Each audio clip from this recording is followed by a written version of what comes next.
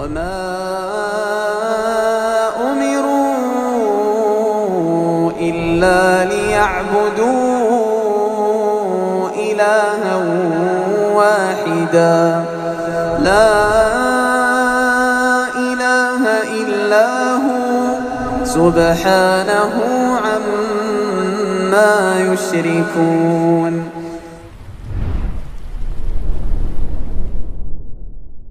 إن الحمد لله نحمده ونستعينه ونستغفره ونعوذ بالله من شرور أنفسنا وسيئات أعمالنا من يهده الله فلا مضل له ومن يضلل فلا هادي له. أشهد أن لا إله إلا الله وحده لا شريك له وأشهد أن محمدا عبده ورسوله لا نبي بعده.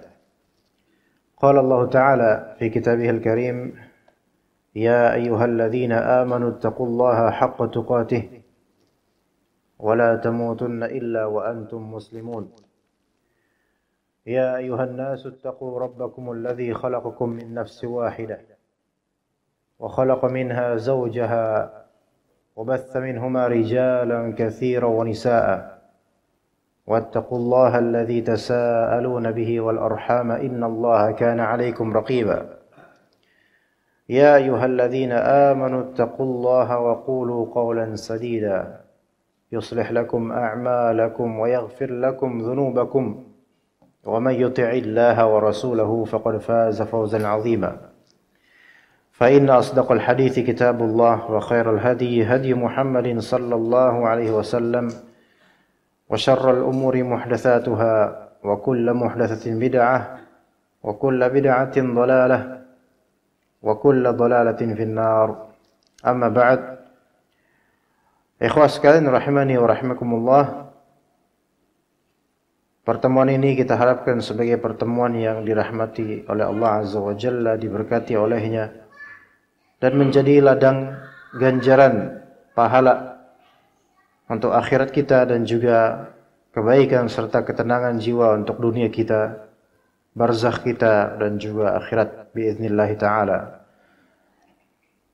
Jazakumullah khairal jaza kepada segenap pengurus DKM dan juga panitia yang telah husnuzan kepada ana pribadi untuk memulai kajian rutin di pekan ke 1 dan 3, 3 dan 4. 3 dan 4 benar. Kita dealnya 3 dan 4. Sahih? Ini apa? Oh, ya. Yakin antum? Ana enggak yakin. Coba ana cek. 3 dan 4. Sabtu subuh.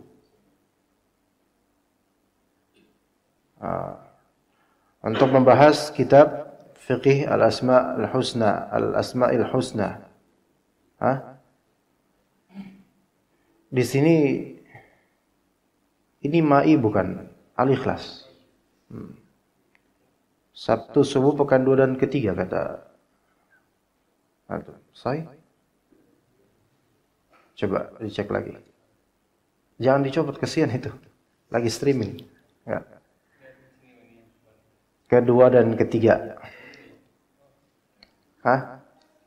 Dicek lagi ya nanti. Taib. Untuk membahas kitab Fiqih Al-Asma' Al-Husna karya Syekh Abdul Razzaq Al-Badr, lebih tepatnya terjemahan saja yang kita akan bahas dan tidak dari awal kitab, melainkan insyaallah dari halaman 125 dimulai dari langsung ke pembahasan salah satu nama Allah yaitu Ar-Rabb, mulai dari pekan ini insyaallah, mulai dari saat ini. Ya, insyaallah ini akan menjadi kajian rutin kita biiznillah taala. Dan ini diantara pembahasan yang sangat penting dalam Islam berkaitan dengan akidah dan tauhid. Dan dikatakan oleh para ulama, syaraful ilmi bi syarafil ma'lum, yaitu kemuliaan ilmu itu sesuai dengan seberapa mulia yang diilmui. kita ini sedang mencari ilmu tentang Allah Ta'ala. Karena tentang Allah, maka ini suatu kemuliaan gitu. Objek yang kita gali untuk kita ketahui yaitu tentang Allah Azza wa Jalla. Maka ini setinggi-tinggi ilmu. Dari seluruh ilmu tentang agama Allah, setinggi-tinggi ilmu tentu ilmu aqidah, tauhid berkaitan dengan Allah Azza wa Jalla. Yaitu berkaitan dengan al-asma dan as-sifat. Baik kita mengenal nama-nama dan sifatnya Allah Azza wa Jalla, atau kita mengenal kaidah-kaidah berkaitan dengan nama-nama dan sifat Allah Azza wa Jalla. Dan seluruh dari hukum syar'i, seluruh dari ilmu syar'i itu tidak akan lepas juga dari pemahaman terhadap nama dan sifat Allah Azza wa Jalla. Misalnya membahas hukum fikih, apapun itu hukumnya. Bahkan hal-hal yang mungkin tidak terbit di benak kita sebelumnya, seperti apa hukum makan undur-undur misalnya. Apa hukumnya untuk sebagai obat misalnya. Ini hukum fikih. Tapi perlu kita patrikan sebelumnya, tanamkan di kalbu kita bahwasanya hukum itu milik Allah Azza wa Jalla. Itu berkaitan dengan hukum syar'i. Hukum itu milik Allah. Dan di antara nama Allah Ta'ala Al-Hakim, yang maha bijaksana dalam memberi hukum. Maka hukum milik Allah berarti ini semua berkaitan juga dengan aqidah, yaitu bahwasanya Allah Ta'ala Al-Hakim, Al-Khabir, maha bijaksana dalam berhukum dan juga maha mengetahui secara detail tentang hukum yang sahih terhadap hal ini, yaitu memakan binatang-binatang tertentu. Maka jemaah sekalian, tidak ada ilmu syar'i yang lepas dari hukum Allah Ta'ala, dan terutama lebih besar lagi yaitu tentang asma dan sifat. Misal kita mempelajari tema atau bidang yang disukai banyak orang, yaitu tazkiyatun nufus misal. Tazkiyatun nufus berkaitan dengan penyucian jiwa. Maka itu juga tidak akan lepas dari yang namanya akidah dan tauhid yang benar. Tidak lepas dari tauhid, tidak lepas dari kelaziman kita untuk memahami nama-nama dan sifat Allah Azza wa Jalla. Harus. Bagaimana seorang bisa membersihkan jiwanya kalau misalnya dia ternyata kurang benar dalam memahami nama-nama Allah dan sifat-sifatnya. Maka kita mulai insyaallah ta'ala dari lafal di antara sifat dan nama Allah Azza wa Jalla, yaitu Ar-Rabb. Rabb. Yaitu terjemahkan di sini yang maha mencipta, mengatur dan menguasai. Yaitu Ar-Rabb di sini ditafsirkan sebagai Al-Khaliq, Al-Mudabbir dan Al-Qadir, yang maha menguasai. Taib, dikatakan oleh Syekh Abdul Razzaq yang terjemahannya, ini adalah nama Allah yang agung, Ar-Rabb. Disebutkan dalam Al-Quran lebih dari 500 kali dalam beragam konteks. Jadi di Al-Quran ada lafal Rabb lebih dari 500 kali dalam beragam konteks. Rabbul Alamin, Rabbus Samawati wal Ard, Rabbukum, Rabbuna, Rabbana, dan banyak sekali disebutkan. Allah Ta'ala berfirman, Alhamdulillahi Rabbil Alamin. Segala puji bagi Allah Rabbil Alamin, Rabb semesta alam. Kemudian dalam surat Al-An'am Allah Ta'ala berfirman, Qul inna salati wa nusuki wa mahyaya wa mamati lillahi Rabbil Alamin. Katakanlah sesungguhnya salatku, wa nusuki, nusuk. Nusuk di sini ada dua makna, dua tafsiran. Tafsiran pertama, nusuk bermakna yaitu az-zabh wan nahr. Az-zabh wan nahr. Zabh itu menyembelih untuk kambing, ayam dan binatang pada umumnya. Adapun nahr itu bentuk menyembelih atau tata cara penyembelihan khusus untuk unta. Maka penyembelihan ada dua macam, penyembelihan ya di leher ya. Ada zabah dan ada nahr. Ya. Ada zabah dan ada nahar. Pakai ha, bukan pakai ha. Kalau pakai ha jadinya sungai ya, nahar ya.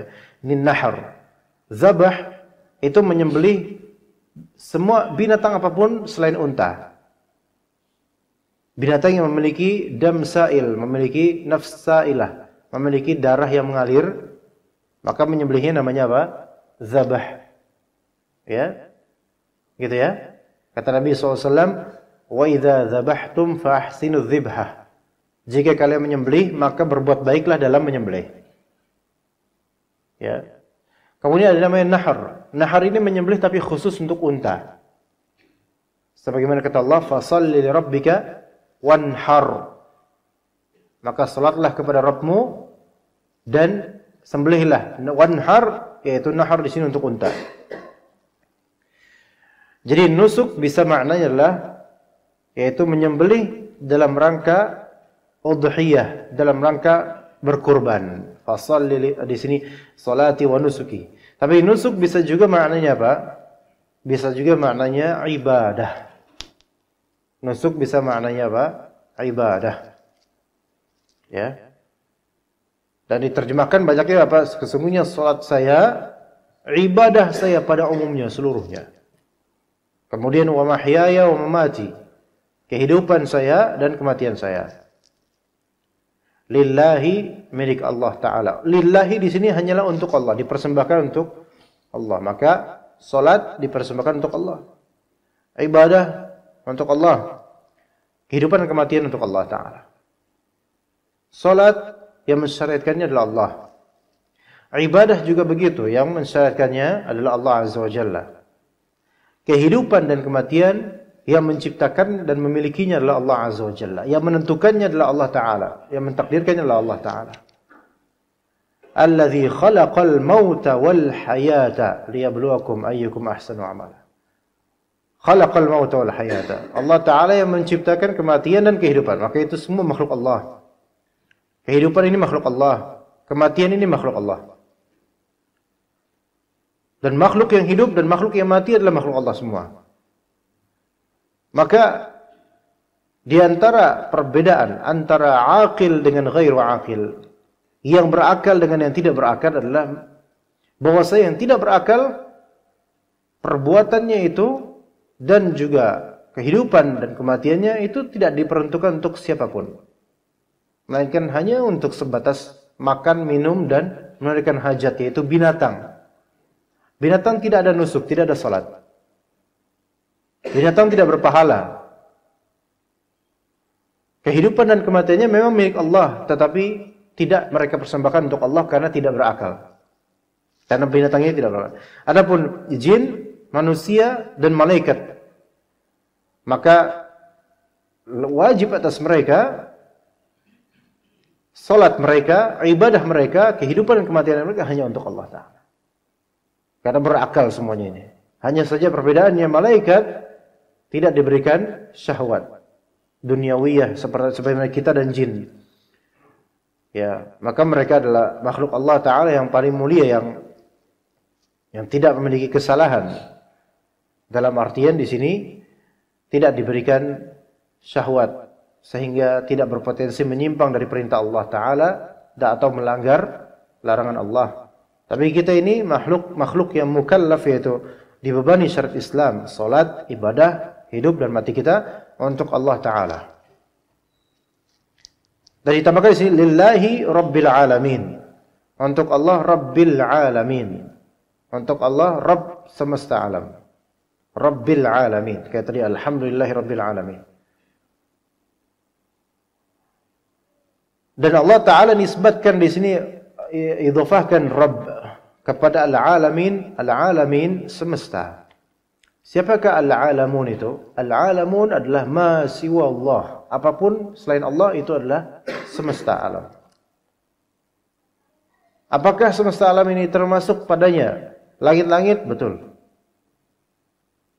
Atau di atas 7 langit, yaitu entah Sidratul Muntaha, kemudian di atasnya nanti kemudian ada arsy dan ada kursi, ada arsy-nya Allah Azza wa Jalla. Apakah itu semua termasuk al-alamun? Iya. Itu semua termasuk bagian dari semesta alam. Allah lah Rabb semuanya itu. Maka kenapa hikmahnya di sini sebutkan salat saya, ibadah saya, hidup saya, matinya saya untuk Allah. Di kemudian disebutkan Rabbul Alamin agar ketika kita mempersembahkan amalan kita, salat kita, eksistensi kita di dunia ini dan juga kelak kematian kita untuk Allah Ta'ala, itu terbayang kemudian bahwasanya Allah Rabbul Alamin. Sehingga terasa sekali bahwasanya salat kita ini memiliki value. Ibadah kita ini punya value. Hidup kita ini punya nilai. Matinya kita pun bernilai. Karena apa? Karena persembahannya untuk Rabbul Alamin, gitu loh.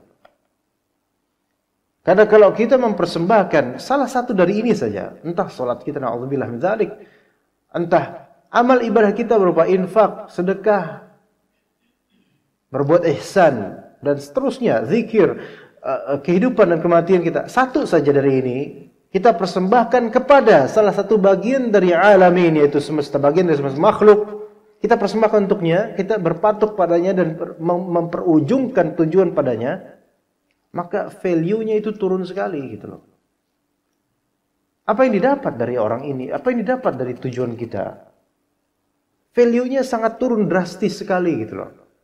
Karena makhluk itu tidak akan bisa memenuhi kemauan kita. Enggak bakal bisa memenuhi kemauan kita satupun, melainkan Allah lah yang akan mentakdirkannya. Mungkin melalui makhluk. Tapi Allah Subhanahu wa taala memiliki janji. Kata Allah Azza wa Jalla, "Ya ayuhan nas, inna wa'dallahi haqq." Wahai manusia sekalian, sesungguhnya janji Allah itu hak, benar. Fala taghurrannakumul hayatud dunya wala yaghurrannakum billahil ghurur. Maka jangan sampai kehidupan dunia itu memperdaya kalian. Dan rata-rata orang yang mempersembahkan salah satu amalnya atau hidupnya bahkan atau matinya untuk makhluk, maka pasti dia telah terperdaya akan kehidupan dunia ini. Pasti. Dengan nisbat yang berbeda. Baik yang completely dia hidupnya matinya untuk makhluk, maka ini jelas musyrik. Atau yang satu amalan ibadahnya saja dia persembahkan untuk makhluk, dia peragakan demi makhluk bukan akan Allah Azza wa Jalla, maka pasti ada nisbat keterperdayaan qalbu dia akan kehidupan dunia ini dengan ratio yang sekadar itu, gitu. Ya. Dan itu turun langsung value-nya itu, nilainya, qimahnya langsung turun drastis. Dari yang tadi tauhid dalam beribadah, dalam beramal, langsung kemudian syirik dalam beramal. Lillahi Rabbil Alamin, itu yang wajib. Jadi ketika terbayar Lillahi Rabbil Alamin, maka kalau misalnya ini kita salat saja, misal kita salat, melakukan salat, yang kata Nabi SAW, syirik khafi atau syirik yang terselubung, tersembunyi, yang sangat berbahaya, ya sangat berbahaya, yang seseorang salat ketika dia tahu ada yang memperhatikannya, kemudian dia memperbagus, mempercantik salatnya. Berarti ini kan dia memperuntukkan salat itu kepada pandangan makhluk. Satu makhluk kecil, lemah, hina. Dia pertunjukan itu untuknya, untuk mendapatkan pujiannya atau ridhonya. Bukan untuk Allah Azza wa Jalla, bergeser ini. Tapi harusnya kepada siapa? Kepada Rabbul Alamin. Untuk zat pencipta semesta alam, termasuk pencipta orang tersebut. Tapi malah dia spesialkan untuknya ke orang yang lemah ini, yang tidak bisa memenuhi kebutuhannya, dan belum tentu dia memujinya. Dan kalaupun orang itu memujinya, tidak akan bermanfaat pujiannya baginya kalau Allah Ta'ala mencelaknya. Ya, baik, kemudian kata Allah Azza wa Jalla disebutkan di sini, "Qul aghairallahi abghi rabba wa huwa rabbu kulli syai'."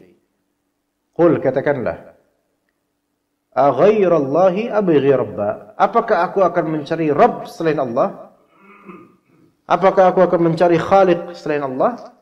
Pencipta selain Allah aku cari gitu? Untuk aku pertunjukkan pada selain Allah ibadahku? Untuk apa aku akan mencari Rabb selain Allah? Wa huwa rabbu kulli syai', padahal dia adalah Rabb bagi segala sesuatu.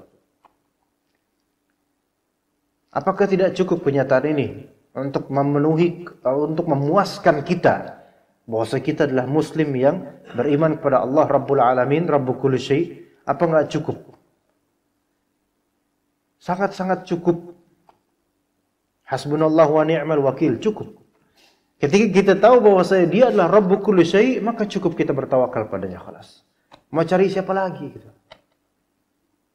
Ya?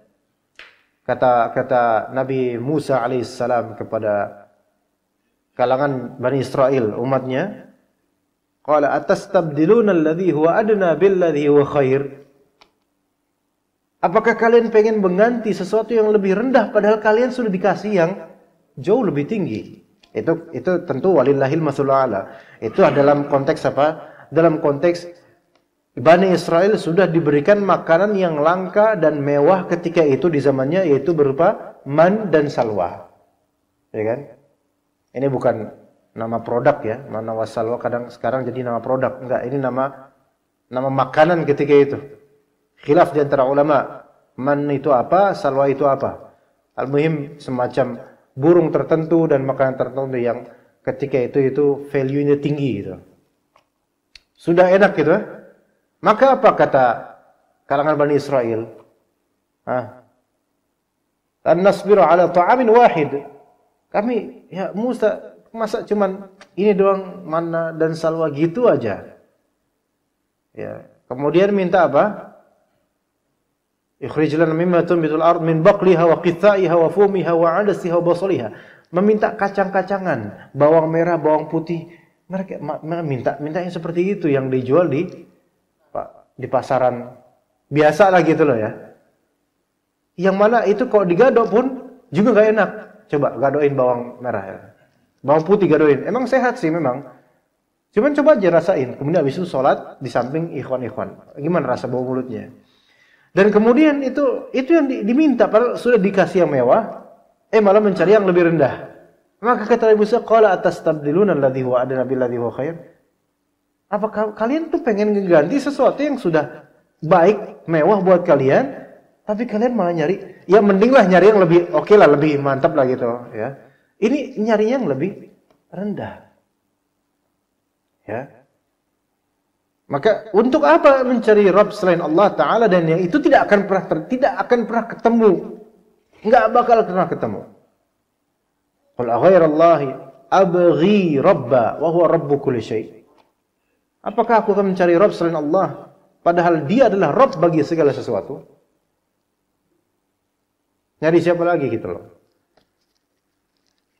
Ya kita sekarang hidup di dunia ini nyari siapa lagi gitu. Nyari apa lagi? Nyari apa lagi dan nyari siapa lagi gitu, Pak. Kita sedang mencari Allah Azza wa Jalla, yaitu menuju jalan keselamatan di akhirat nanti, itu mencari Allah Azza wa Jalla, mencari ridha Allah. Dan mencari apa lagi? Kita mencari pahala dari Allah, ganjaran berupa surga, itu yang kita cari. Apalagi kalau udah itu yang termewah, kelas. Kemudian kata Allah Azza wa Jalla surat At-Takwir 29, "Wa ma tasha'una illa ayyasha Allahu Rabbul Alamin." Dan kamu tidak dapat menghendaki atau menempuh jalan itu kecuali apabila dikehendaki oleh Allah Rabb semesta alam. Saya terjemahkan dengan versi lain. Tidaklah kalian menghendaki sesuatu melainkan Allah Ta'ala menghendakinya. Yaitu kalian mau ngapain, melakukan sesuatu, maka itu pasti sesuai dengan apa yang Allah kehendaki dari takdirnya terhadap antum. Kita punya masyiah. Manusia ini punya masyiah. Masyiah yaitu kehendak, keinginan yang itu ada di kalbu kita. Dan masyiah ini kehendak berarti ada sisi ikhtiar. Ikhtiar di sini dalam artian apa? Pilihan. Ikhtiar di sini bukan artinya usaha ya. Ikhtiar ada maknanya usaha ada. Tapi ikhtiar yang saya maksud artinya pilihan. Kita ini punya choice.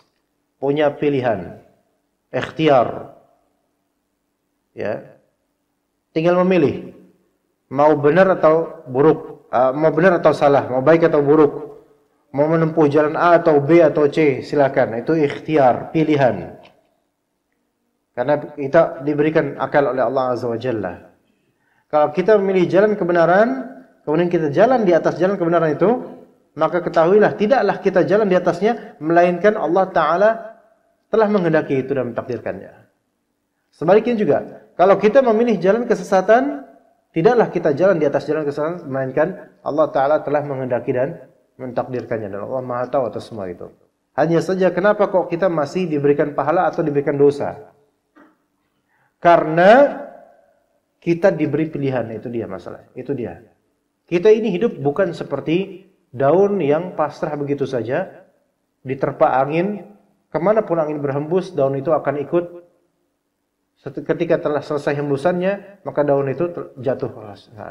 Nggak ada. Pergerakan daun tersebut bergantung total pada bagaimana gerakan angin. Enggak. Kita tidak seperti itu, jemaah sekalian. Daun makhluk mati.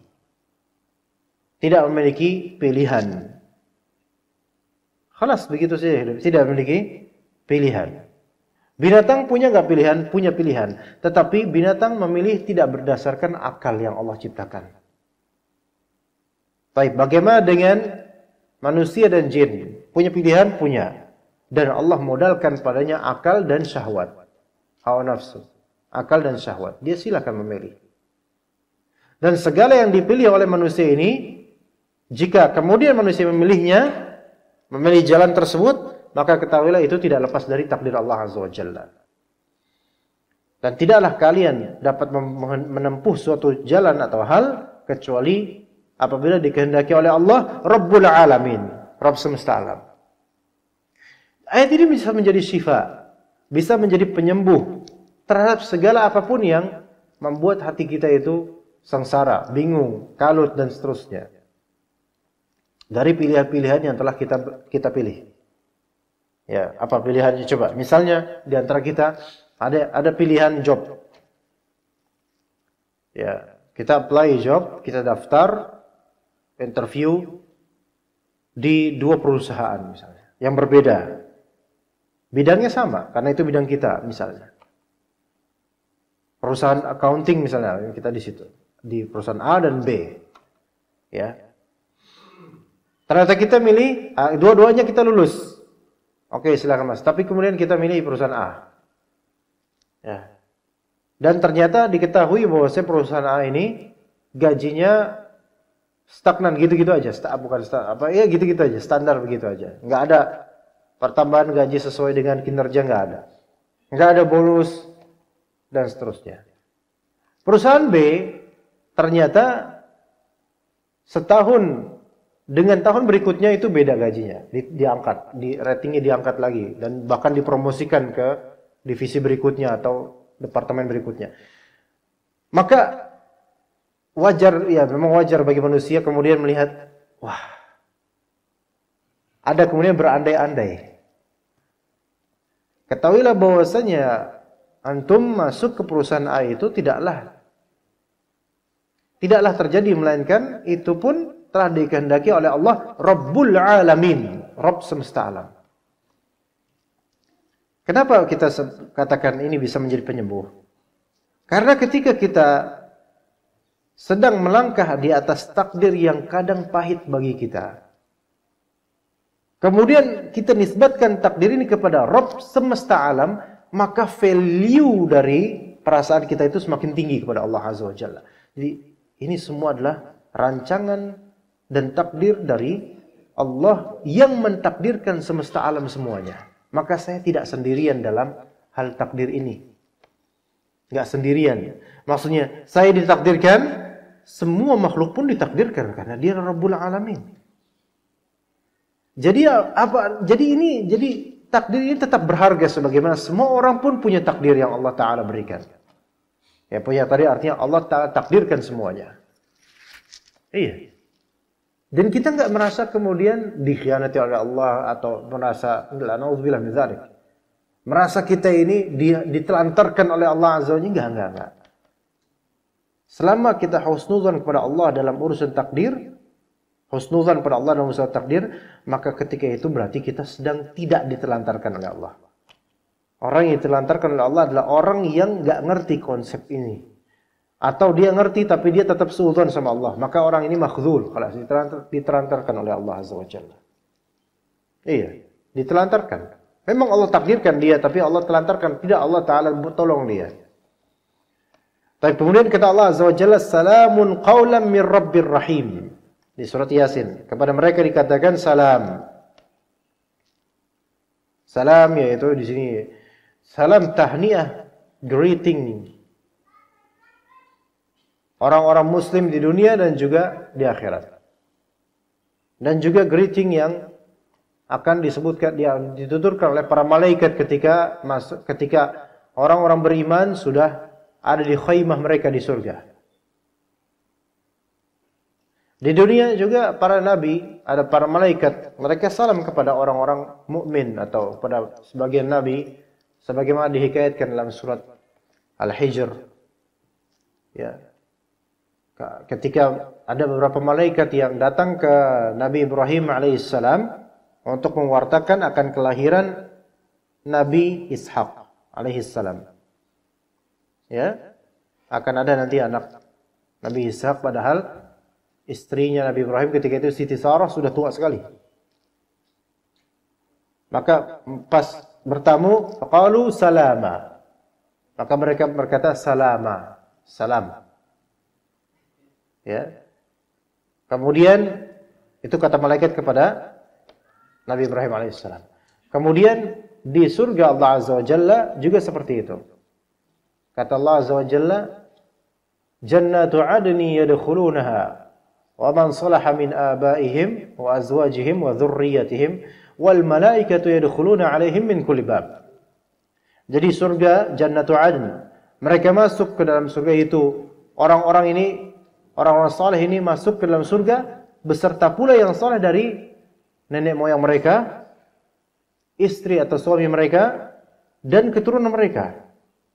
Dan para malaikat yadkhuluna alaihim min kulli bab. Mereka merasuk ke kediaman-kediaman orang-orang saleh ini di surga dari seluruh pintu. Sambil mereka berkata, salamun alaikum bima sabartum fa ni'ma uqbad dar. Selamat atas kalian. Salamun alaikum, gitu. Kata para malaikat.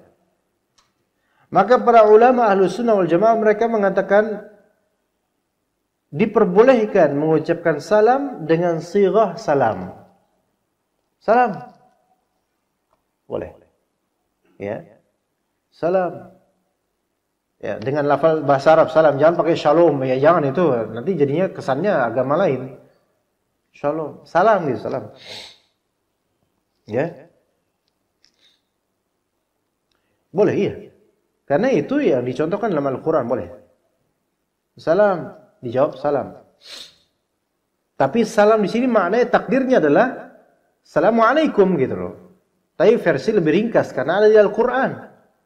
Karena itu yang diucapkan para malaikat kepada Nabi Ibrahim alaihissalam dan juga diucapkan para malaikat di surga nanti kepada orang beriman, dan semoga kita termasuk di antara mereka, insyaallah. Jadi boleh. Ya, tapi dengan bahasa Arab ya, Pak ya. Sebaiknya jangan pakai bahasa Indonesia. Selamat. Ya, nama saya Hasan, Pak, bukan selamat, nanti bilang gitu. Ya, nama saya Hasan, Pak ya. Nama saya Hasan. Bukan selamat, ya. Atau selamat pagi. Kalau memang selamat pagi, selamat sore itu hanya sebagai greeting yang tidak ada kaitan dengan agama, fadhol, silakan. Ya. Tapi kalau dimaksudkan dengannya pengganti salam atau assalamualaikum, maka sebaiknya tidak. Ya, ini bedakan niatnya. Ya. Apakah boleh kita ucapkan ke orang pagi, Pak? Boleh nggak? Boleh. Selama bukan dengan niatan mengganti salam. Cuman cuman ramah tamah aja. Boleh nggak? Boleh. Boleh nggak, Pak? Nggak berdosa insyaallah. Iya, sore Pak, gitu. Boleh. Atau orang ini nantum pagi Pak, ya pagi, gitu. Ya boleh, boleh. Ya lebih afdal lagi ya sebaiknya tentu assalamualaikum karena itu keagamaan ya. Atau antum tegur orang itu, pagi Pak. Salam dulu baru selamat pagi gitu. Boleh, tegur. Assalamualaikum. Waalaikumsalam. Selamat pagi Pak. Ya, gitu kan enak. Ya. Kan nggak enak kalau anak buka kajian, selamat pagi. Kan nggak enak. Atau pakai dihilangin, selamat. Kan nggak enak. Tapi assalamualaikum warahmatullahi wabarakatuh lebih afdol, dan itu yang lebih disyariatkan atau lebih dicontohkan ya. Semua disyariatkan, tapi itu lebih dicontohkan, lebih lafal assalamualaikum warahmatullahi wabarakatuh sini. Assalamualaikum 10 hasanat, 10 kebaikan. Warahmatullah 10 kebaikan, wabarakatuh 10 kebaikan. Dan dijawab juga 10 kebaikan 30 jadi kalau dijawab lengkap. Dan kalau Anda bilang assalamualaikum warahmatullahi wabarakatuh, Anda dapat 30 kebaikan, antum jawab semua misalnya waalaikumsalam, semua itu kembali nanti juga pahalanya ke Anda. Coba jawab. Assalamualaikum warahmatullahi wabarakatuh. Alhamdulillah. Pagi-pagi Anda dapat luber pahalanya. Alhamdulillah. Ya, dan juga antum juga insyaallah. Salamun qaulan min rabbir rahim, kepada mereka dikatakan salam. Nah, ini di antara dalil juga bahwasanya boleh kata salam. Salam. Tapi memang ini asing bagi kita karena populernya assalamualaikum warahmatullahi wabarakatuh, dan itu lebih afdal ketika itu tidak menimbulkan fitnah, maka itu lebih afdal. Sebagai ucapan selamat dari Rabb Ar-Rahim, dari Rabb Rahim. Itu Allah Ta'ala yang mengatakan salam. Dari Rabb, Allah Ta'ala, Rabb Rahim yang maha penyayang. Maka dikatakan oleh Syekh Abdul Razak hafizallah, makna Ar-Rabb adalah zat yang memiliki rububiyah atas semua makhluknya, secara penciptaan, kekuasaan, pengaturan, dan perbuatan. Ini adalah nama yang menunjukkan akan banyak makna, bukan hanya satu makna. Jadi Rabb ini di antara nama Allah yang menunjukkan banyak sekali maknanya.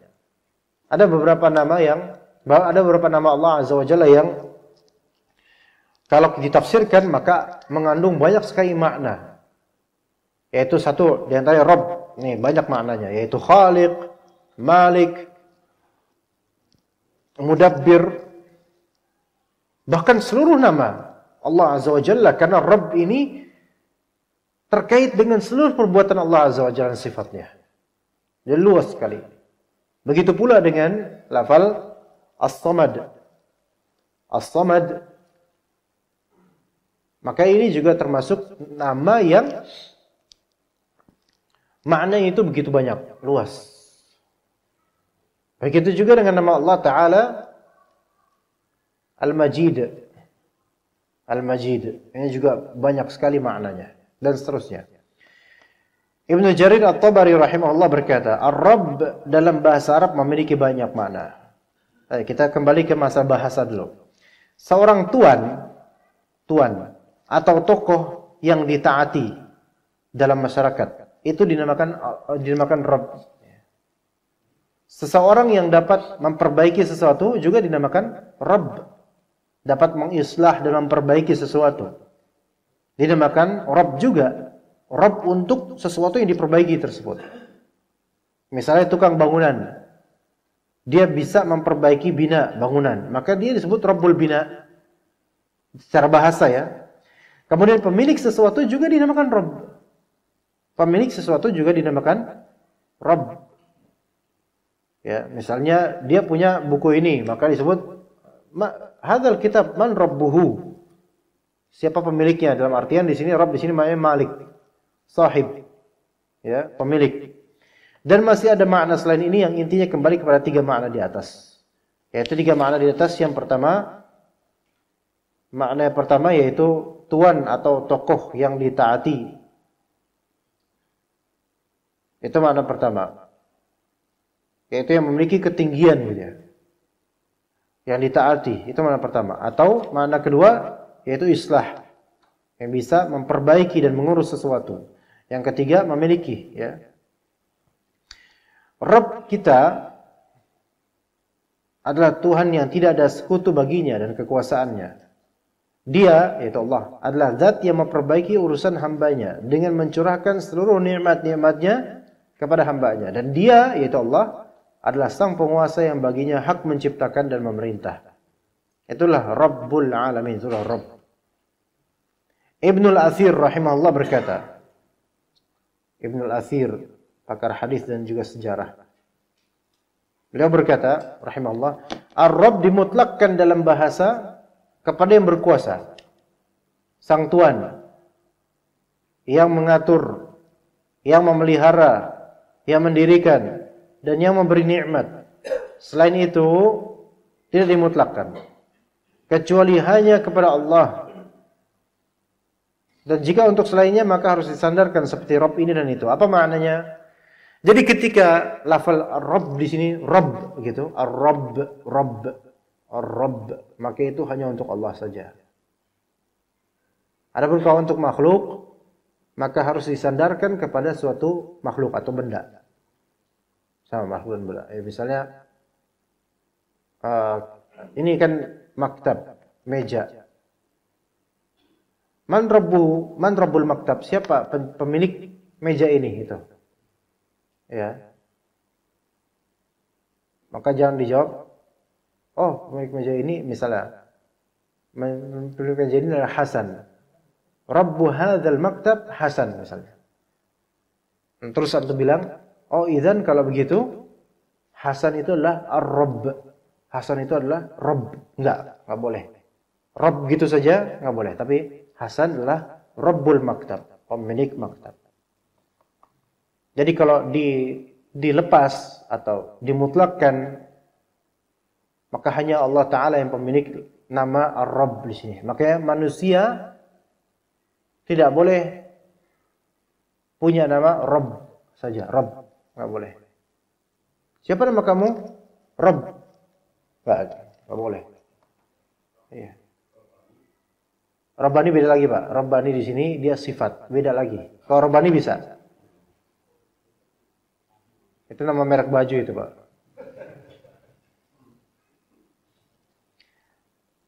TV juga ada Rabbani. Rabbi. Tergantung Rabbi di sini, Rabbi Indonesia atau Rabbi Arab nih. Karena Indonesia juga ada Pak Robby, juga ada Pak Robby. Ya. Kalau Arab maksudnya yang Robby ini maksudnya apa? Dia dari Arab Rabbi, maka nggak boleh. Rabbi sini Tuhanku nggak boleh. Seorang namanya Rabbi. Siapa nama kamu? Tuhanku, Rabbi. Enggak. Tapi kalau Rabbi Indonesia, Rabbi pakai R-O-B-Y atau R-O-B-B-Y, Rabbi. Rabbi kalau B-nya 2 itu jadi Rabbi ya. Enggak, Robby. Pak Robby misalnya. Enggak apa-apa, itu Indonesia itu. Bukan maknanya itu beda. Ya. Tapi kalau misalnya dia dinamakan sama orang tuanya Rabbighfirli wa liwalidayya. Ya, ini sih boleh-boleh aja. Cuman nanti kalau dia naik pesawat susah juga itu. Ya, berapa kata itu? Rabbighfirli wa liwalidayya. Dan kalau dipanggil sama temennya susah juga. Mau dibilang Rabbi nggak boleh karena Rabbi kan Rabbi. Apa coba tuh? Rabbighfirli wa liwalidayya panggilannya apa tuh? Wali ya, panggil wali. Wali. Musik ya. Baik. Bahkan nama ini jika disendirikan maka mencakup semua nama-nama Allah yang baik dan sifat-sifatnya yang mulia. Nama ini yaitu Rabb saja, Allah Rabb ya, Allah sebagai Rabb. Maka Rabb ini mencakup semua nama Allah dan semua sifat Allah. Ibnu Qayyim berkata tentang hal ini, sesungguhnya Rabb itu maknanya yang maha berkuasa, yang maha mencipta, yang maha mengadakan, yang maha menggambar, yang maha hidup, yang maha berdiri sendiri, yang maha mengetahui, yang maha mendengar, yang maha mengetahui, sama tadi, yang maha berbuat kebaikan, yang maha memberi nikmat, yang maha dermawan, yang maha memberi, yang maha mencegah, yang maha mendatangkan manfaat dan madarat, yang maha memajukan dan mengakhirkan, yang menyesatkan siapa yang dia kehendaki dan memberi hidayah kepada siapa yang dia kehendaki, yang membahagiakan siapa saja yang dia kehendaki dan menyengsarakan siapa saja yang dia kehendaki, memuliakan dan menghinakan siapapun yang dia kehendaki. Dan selainnya dari banyak makna rububiyah Allah Ta'ala yang dengannya Allah Ta'ala berhak memiliki nama-nama yang baik, menyandang gelar dan nama-nama yang baik hanya Allah Azza wa Jalla. Hal-hal tersebut barang siapa yang merenungkan makna Rabb maka dia akan menyaksikan bahwa Allah itu maha berdiri sendiri dan mendirikan yang lain. Qaimun binafsihi wa qayyum. Kalau kita merenungi Rabb, makna Allah Ta'ala, makna nama Allah Ta'ala, Rabb, maka kita akan mengilmui bahwasanya Allah itu qaimun binafsihi, berdiri sendiri tanpa bantuan siapapun. Dan qayyum, dan maha mampu mendirikan siapapun dan apapun. Jadi Allah Ta'ala qaimun binafsihi, berdiri sendiri. Maksudnya berdiri sendiri apa? Tidak membutuhkan siapapun untuk eksis. Dan qayyum, itu segala sesuatu dari yang terwujud di semesta ini membutuhkan Allah. Karena segala sesuatu di semesta ini tidak mampu berdiri sendiri. Semuanya, hatta malaikat, hatta para nabi, tidak mampu berdiri sendiri. Tidak mampu mewujudkan eksistensinya sendiri. Tidak mampu. Kecuali Allah lah yang mengadakannya. Itu makna qayyum. Ya. Allahu la ilaha illa huwal hayyul qayyum. Al-hayyu al-qayyum. Al-hayy maha hidup. Dan al-qayyum itu ada beberapa makna. Di antaranya itu yang mengurusi seluruh makhluknya. Dari awal sampai akhir. Dari ketiadaannya sampai keberadaannya. Semuanya. Makhluknya. Dia, yaitu Allah Ta'ala Ar-Rabb, yang menakdirkan setiap jiwa dengan kebaikan atau kejelekan. Dia, yaitu Ar-Rabb, yang bersemayam beristiwa di atas arsy. Dia, yaitu Ar-Rabb, yang bersendirian dalam mengatur kerajaannya sendiri. Allah mengatur kerajaannya dengan kekuasaannya, dengan kehendaknya. Allah sendiri yang mengatur tanpa ada saran atau usul dari pihak lain atau dari Tuhan lain. Nggak ada. Mengatur kerajaannya Allah yang atur. Terus bagaimana kalau misalnya hujan? Siapa yang menurunkan hujan? Antum akan bilang Allah. Betul, itu sesuai dengan Al-Quran. Allah yang menurunkan hujan. Lalu kenapa Allah Ta'ala menjadikan para malaikatlah yang bertugas untuk itu? Justru dengan Allah menugaskan para malaikat untuk semua hal, banyak hal, itu menunjukkan dialah Rabb. Ini kalau kita memahami kayak gitu ya. Karena orang-orang yang tidak terima Allah sebagai Rabb mereka akan mengiktirad dan akan membangkang dengan mengatakan, kalau memang Allah itu raja, langsung dong Allah sendiri yang lakukan. Kenapa harus butuh malaikat? Berarti Allah butuh bantuan. Enggak, Allah tidak butuh bantuan. Allah tidak butuh bantuan. Justru Allah Ta'ala menyuruh para malaikatnya itu untuk menunjukkan bahwasanya dialah Rabbul Alamin. Paham enggak maksudnya sini? Semakin kita tahu dia memerintah sesuai kehendaknya, semakin kita yakin dialah Rabbul Alamin. Gimana Pak? Kalau kita tahu ada seorang raja, ini walillahil matsul a'la, ini hanya manusia saja. Raja atau ustaz, biar langsung aja di depan ya, ustaz. Ya. Tehnya habis ustaz. Ya kan? Tehnya habis ya. Apa setiap ngomong minum. Panitia, tolong dong tehnya. Panitia bakal ini enggak ngambilin teh baru enggak? Ya kan? Baik. Sekarang kalau teh ana habis nih, tehnya ustaz habis. Ya. Tiba-tiba Pak Deden kemudian nyuruh panitia, kasihin dong teh buat ana. Enggak dikasih panitia. Iya. Apa nih? Belum suruh. 15 menit lagi ya. Nah. Jangan sampai zuhur, Pak. Karena nanti ada kajian di dekat sini. Ya. Jadi ketika Anda, ini bukan berarti menghinakan panitia. Anda minta atau nyuruh panitia, misalnya bahasa agak kasarnya, nyuruh panitia untuk mengisi lagi, refill. Itu kan membuat antum, wah, ini baru nih benar ustaz. Iya kan? Gitu. Ya. Terus misalnya ustaznya bilang, ini kok kajian kok kering banget. Ya ada air tapi kok nggak ada apa buah-buahan kayak gitu apa kan ini. Gorengan gitu. Nyindir, ustaznya nyindir. Tapi justru semakin pedas nih ustaz, bisa pedas gitu kok berani ya. Berarti wah ini baru nih ustaz nih berani. Iya. Coba kalau antum jemaah yang kayak gitu. Ya.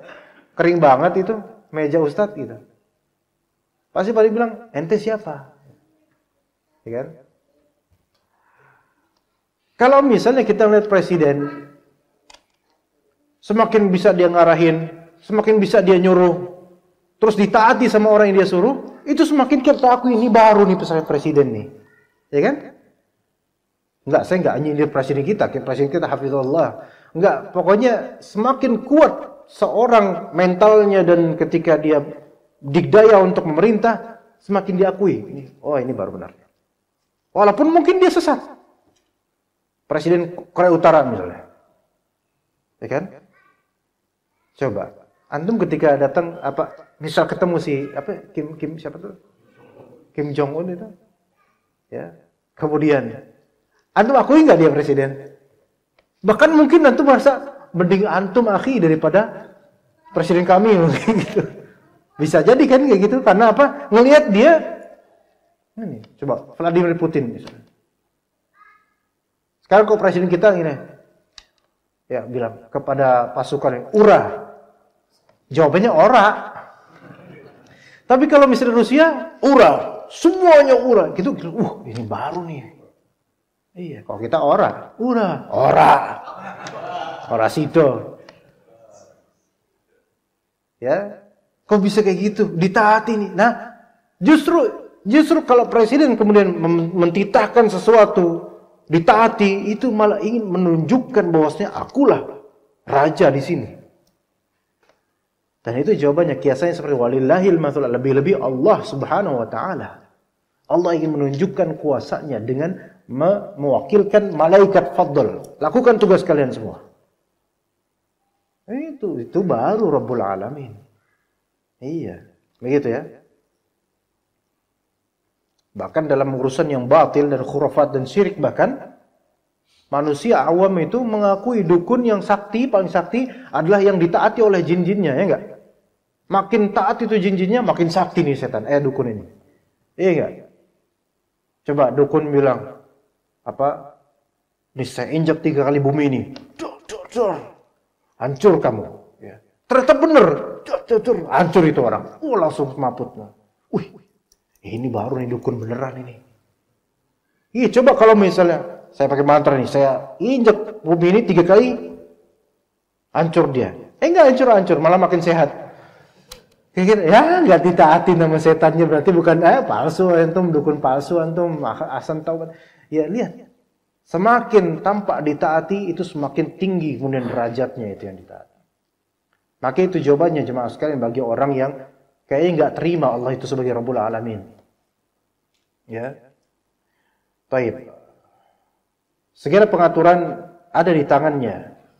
Tempat kembalinya segala sesuatu itu kepadanya. Segala bentuk pengaturan alam semesta turun dari sisinya lewat tangan-tangan para malaikat.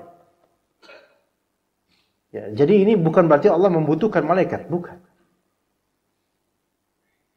Malaikat semua butuh pada Allah. Tapi Allah menugaskan malaikat untuk menunjukkan bahwasanya dialah Ar-Rabb, dialah Al-Malik, Al-Jabbar.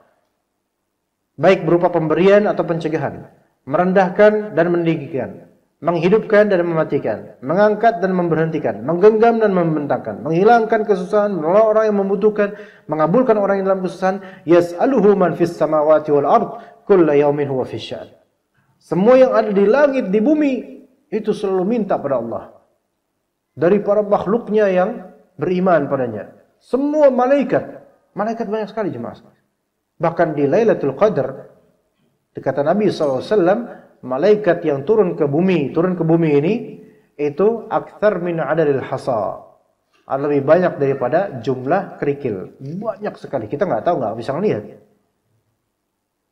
Dan semuanya itu meminta kepada Allah Azza wa Jalla, beristighfar kepada Allah Azza wa Jalla, berdoa kepada Allah Azza wa Jalla. Belum yang i'tikaf.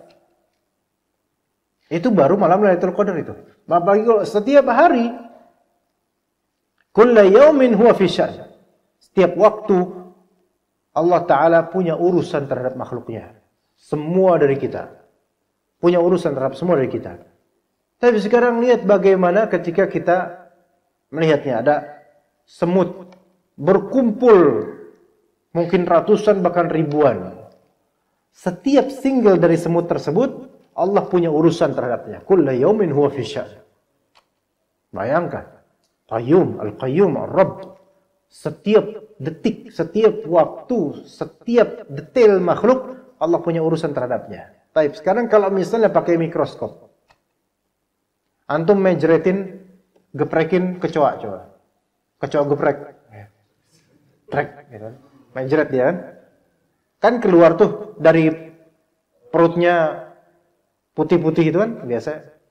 Ya. Apalah entah yang warna putih atau warna apa ya. Taruh kemudian masukin ke mikroskop. Dilihat ya.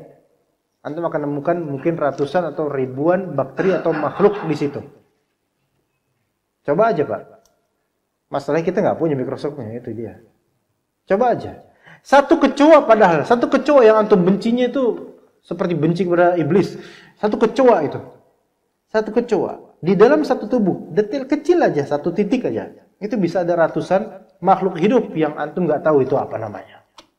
Dan Allah punya urusan terhadap setiap detail dari itu. Allah punya urusan wallahi. Allah yang rezekikan semua itu. Dan dengan kepengurusan Allah terhadap entah berapa triliun yang tidak terhitung dari makhluk-makhluk ini, Allah tidak menelantarkan sedikit pun dari antum, dari nafas antum, dari mata antum, dari telinga antum. Enggak sedikit pun Allah Ta'ala menghilangkannya. Sampai sekarang, alhamdulillah. Lihat, itu qayyumus samawati wal ardh. Lalu kalau udah tahu gitu jemaah, nyari siapa lagi antum? Gitu kan ya? Nyari siapa lagi? Kalau kita udah punya Rabbul Alamin, kita cari siapa lagi? Kita beribadah untuk siapa lagi? Khalas, sudah cukup untuk Allah Azza wa Jalla. Dan itu dijanjikan oleh Allah kemudian kebaikan setelah itu. Maka tidak ada yang dapat memberi apa yang Allah cegah, dan tidak ada yang bisa mencegah apa yang Allah beri. Tidak ada yang mengganti hukumnya, tidak ada yang dapat menolak perintahnya, dan tidak ada yang mampu mengubah kalimatnya. Ini maksudnya hukum kauni atau amr kauni atau kalimat kauniyah. Adapun hukum syar'i ada yang gantiin gitu loh. Ada orang yang ngubuk-ngubuk hukum syar'i itu banyak sekarang, bahkan ustadz juga ada banyak. Hukum syar'i diubah-ubah banyak. Ya. Tidak ada yang dapat menolak perintah Allah, maksudnya perintah kauni, kun fayakun. Ya. Adapun perintah syar'i banyak yang nolak. Banyak yang nolak. Dan seterusnya. Para malaikat dan Jibril naik kepada Allah. Amar perbuatan manusia dipaparkan kepada Allah pada waktu pagi dan sore hari. Yaitu di waktu subuh dan waktu asar. Oke, tadi kita selain sholat subuh berjamaah, ketika itu amalan kita lagi diangkat ke langit. Dilaporkan oleh malaikat yang mencatat amal kita. Masya Allah. Maka Allah akan bertanya kemudian, ketika kamu, hai malaikat, meninggalkan hambaku, apa yang dilakukannya dia? Apa laporan malaikat lagi? Sholat berjamaah. Anda nggak tahu disebutkan nggak nama masjidnya, DKM-nya nggak tahu. Tapi pokoknya sholat berjamaah. Itu indah sekali, Masya Allah. Dialah yang mencatat semua kejadian, yang menentukan waktunya. Semua ada di Lauh Mahfuz. Kemudian dia mewujudkannya tepat pada waktunya. Itu semua dia lakukan dan dia yang menjaganya serta dia yang memperbaikinya. Baik, untuk materi kita cukup sampai sini insyaallah taala. Ini ada, jika ada yang mau bertanya dipersilahkan dan akan mendapatkan bukunya. 2 orang saya butuh, tapi dijawab sendiri. Iya, tapi dijawab sendiri Pak. Gimana? Kalau tanya doang, Anda yang jawab, Anda yang dapat bukunya. Kalau Bapak jawab sendiri, udah selesai Pak waktunya Pak. Bapak mau nanya, silakan Pak. Waalaikumsalam warahmatullahi wabarakatuh. Ya Pak. Assalamualaikum warahmatullahi wabarakatuh. Ini istrinya Pak. Istrinya ini. Loh, emang udah kong kali kong sebelumnya buat. Ini ya siap berarti rebut-rebutan ini, Masya Allah. Ayo Ibu. Terima kasih. Kajian kita yaitu mengkaji mengenai sifat-sifat Rob, penguasa alam semesta. Kita sebagai hamba Allah berusaha memakai, tetapi jangan sampai salah pakai sifat-sifat Robbi, pengatur, memelihara, penguasa segala makhluk. Kemudian di dalam Al-Quran, saya pernah belajar mengenai yang tadi kaitannya Robbani. Robbani itu katanya merek kerudung gitu Pak ya. Setahu saya Robbani itu dalam surat Ali Imran ayat 79 itu orang yang mempelajari dan mengajari Al-Quran. Jadi sebagai orang jadi menjadi orang robbani. Maka sesuai dengan kajian kita, yaitu kata Pak Ustadz harus bertanya dan menjawab sendiri. Pertanyaan saya, menjadi orang yang robbani yaitu orang yang selalu belajar dan mempelajari Al-Quran. Demikian yang pemahaman saya yang bisa pahami. Mohon penjelasan barangkali ada kesalahan apa yang saya pahami. Terima kasih Pak Ustadz. Assalamualaikum warahmatullahi wabarakatuh. Assalamualaikum warahmatullahi wabarakatuh. Ya, tadi robbani saya kasih tahu merek itu cuma candaan dong, bukannya emang kenyataannya ada baju merek robbani, Bu. Bukan robbani nanti kalau ditanya apa definisi robbani merek baju. Enggak, bukan itu. Maksudnya sampai lafal ini saking bolehnya makhluk dinisbatkan kepadanya, boleh sampai ada merek baju itu dengan nama robbani. Travel juga ada robbani, ya kan? Tapi kan keduniaan itu. Adapun kalau misalnya kita definisikan secara syar'i, maka robbani ini ada beberapa macam. Ada beberapa definisi ya. Ya, kalau misalnya kayak yang dalam surat Al-Imran dalam Al-Qur'an, walakin kunu rabbaniyina bima kuntum tu'allimuna al-kitaba. Ya.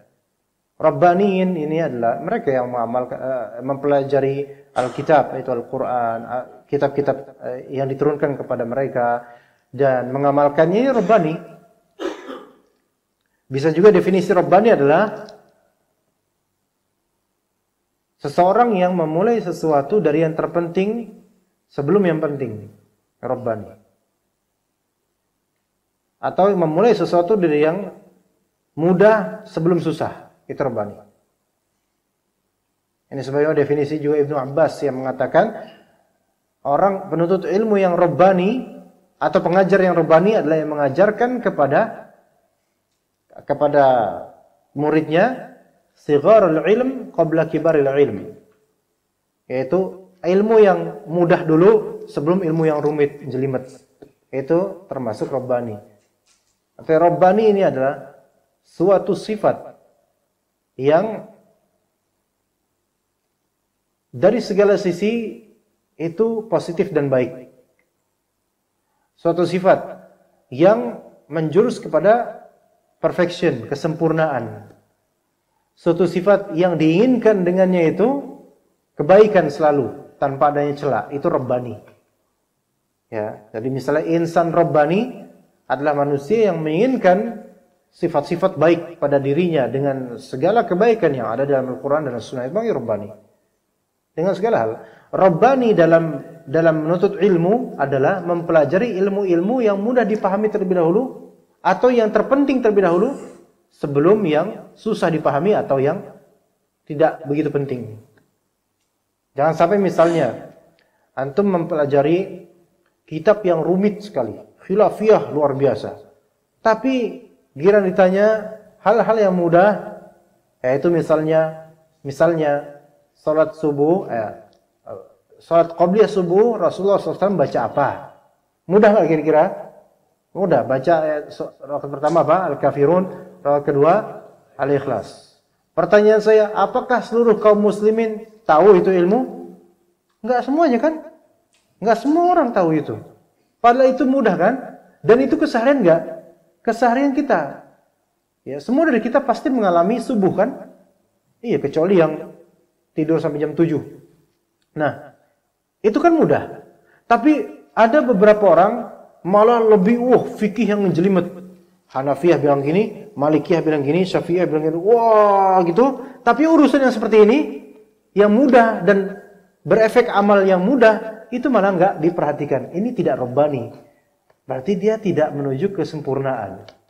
Dia memilih sesuatu yang lebih sulit padahal yang mudah itu ada. Sekarang kalau tanya, Pak, coba telinga kiri antum mana? Antum pasti, nih, gitu kan ya? Telinga kiri antum mana? Nih. Nih telinga kiri saya.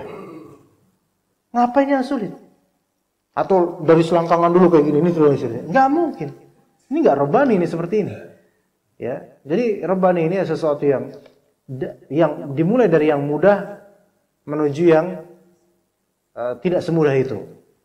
Ya, atau dimulai dari hal yang asasi sebelum yang cabang. Itu Rabbani. Pokoknya menuju kesempurnaan yang dengannya diinginkan kebaikan. Ya, Bapak silakan. Apa sama juga pertanyaan sama Ibu? Oh, ya. Ini nanti kasih Pak ya? Ya, bukunya. Fadhal. Bismillah, Assalamualaikum warahmatullahi wabarakatuh, Ustaz. Waalaikumsalam warahmatullahi wabarakatuh. Mau bertanya tentang masalah takdir, Ustaz. Kan ada beberapa orang yang misalkan seorang muslim menikahi seorang laki-laki muslim kan kafir, wanita kafir. Gimana itu Pak? Seorang muslim menikahi seorang laki-laki itu serem banget. Laki-laki muslim menikahi wanita kafir atau sebaliknya. Wanita kafir. Nanti jika ditanya, kok bisa milih pasangan ini? Itu kan udah takdir. Apakah dengan jawaban seperti itu kafirnya perempuan kafir ini agamanya apa Pak? Ya mungkin Nasrani atau Hindu gitu. Nah dengan jawaban seperti itu kan udah takdir, mau diapain lagi? Kadang-kadang ada jawaban orang seperti itu. Apakah jawaban seperti itu menandakan seolah-olah dia menyalahkan Allah atau dia emang udah nggak peduli lagi? Dan satu lagi Ustadz, saya pernah melihat tulisan tentang katanya ucapan Ali bin Abi Thalib yang mengatakan seseorang yang mengandalkan takdir adalah orang yang dungu. Apa benarkah itu ucapan? Orang yang apa? Orang yang mengandalkan takdir adalah orang yang dungu. Itu katanya ucapan dari Ali bin Abi Thalib. Apa benar itu Ustaz? Syukran Ustaz. Ya, baik. Jazakallah khairan. Pertama, menikah dengan perempuan kafirah itu ada rinciannya. Pertama, kalau misalnya perempuan yang kafirah tersebut dia beragama Yahudi atau Nasrani ahli kitab dan berpegang teguh baik dengan agamanya, artinya berusaha soleh dengan agamanya walaupun kafir gitu ya, maka itu boleh seorang muslim menikah dengannya. Tapi madharatnya juga besar kelak ya. Tapi hukum asalnya boleh gitu loh. Ya. Adapun kalau menikah dengan selain Yahudi atau Nasrani, atau menikah dengan Yahudi Nasrani tapi perempuan ini fasiqah dalam agamanya, maksudnya ya kayak umumnya artis-artis dan semisalnya walaupun udah kafir kayak gitu lagi gitu kan, maka itu haram. Dan selain dari itu, yaitu agama lain, Buddha, Hindu dan ateis apalagi, itu semua tidak boleh dinikahi, tidak sah nikahnya. Kalau nanti ditanya, kenapa kok antum nikah sama orang kafir, sama perempuan Hindu misalnya, itu kan nggak sah. Terus dia bilang, ya ini sudah Allah takdirkan, seandainya Allah takdirkan anak nikah sama muslimah, pasti anak nikah sama muslimah, gitu kan ngomongnya. Antum tonjok dia sekarang. Cublak. Nah, 3 kali nggak apa-apa, 3 kali. Anda juga sebel juga denger ya soalnya. 3 kali ya, 3 kali. Pasti dia nanya, ngapain kok nonjok saya? Ya udah takdir. Kalau enggak Allah takdirin kan enggak bakalan tonjok. Ya udah takdir kan tonjok. Ini sebentar lagi anak pukul nih antum nih. Anak pukul lagi sebentar lagi nih. Tunggu takdir aja gitu. Nah, mulai di situ dia mikir nih. Mulai di situ dia mikir. Jadi ada al-ihtijaj bil qadar. Berhujjah dengan takdir. Berhujjah dengan takdir ada 2 macam.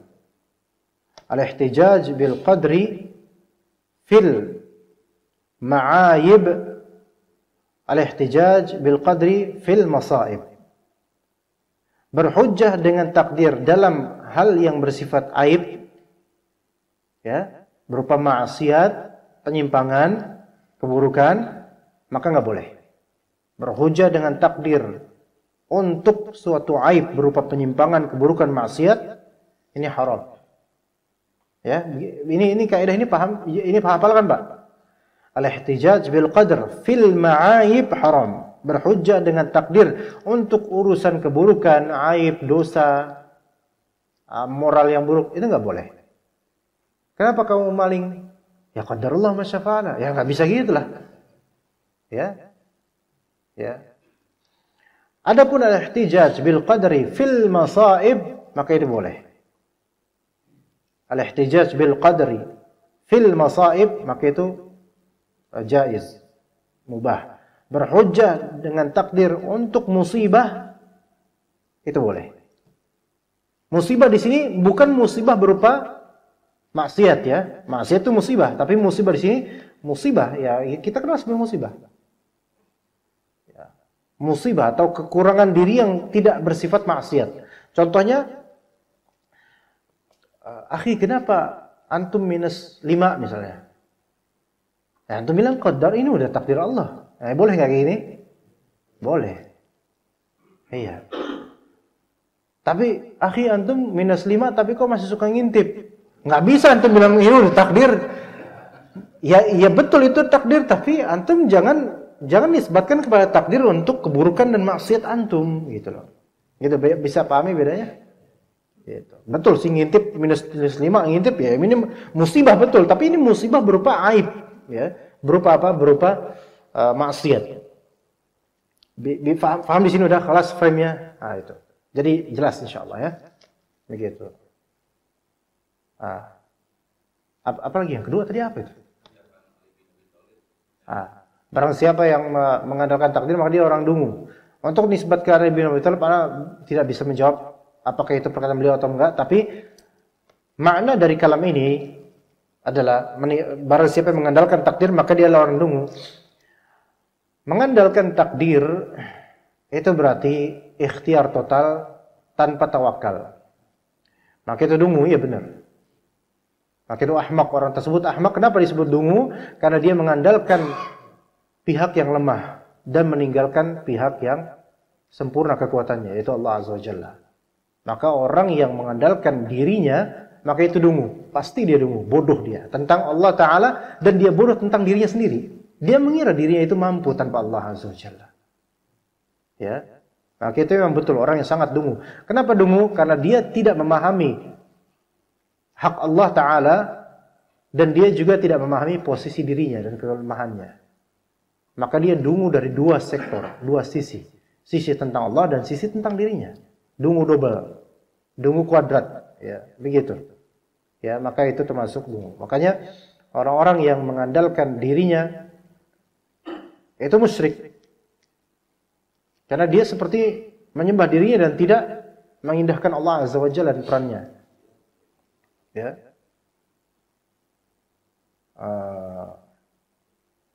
Ada yang ini saya katakan tadi, tapi hilang dari benak saya, Masya Allah. Apa karena udah suruh kali ya? Atau karena mungkin antum perasaannya, ini kenapa sih Ustaz jawab mulu nih, kapan dibagiinnya buku gitu? Enggak gitu kan ya? Enggak ya? Ya, jadi mengandalkan diri sendiri. Ada juga pernyataan trust yourself. Apa bahasa Indonesia? Percaya diri. Apa hukum PD? Tanpa KT ya, PD doang. Kalau PDKT hukumnya fadl, kalau emang antum minat fadl ya, PDKT. Tapi PD doang. Percaya diri. Apa hukum percaya diri? Percaya diri ini kalimat bersayap. Kalau maksud dari percaya diri ini bahasa Arabnya adalah as-siqah bin nafs namanya. Percaya diri. Kalau maksud percaya diri ini adalah antum tawakal sama Allah dan antum juga mensyukuri kemampuan antum, maka itu enggak masalah. Tapi kalau maksud PD di sini adalah udah pede aja lagi tanpa tawakal pada Allah, maka ini haram. Gimana, paham enggak? Ya begitu ya. Jadi itu hukum PD ya. Jadi ada apa hukum PD? Ya itu tadi jawabannya.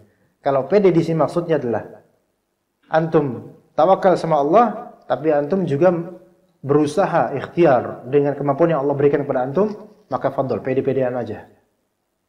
Karena PD itu juga perlu juga, karena antum harus merasa juga bisa dengan izin Allah Ta'ala tapinya.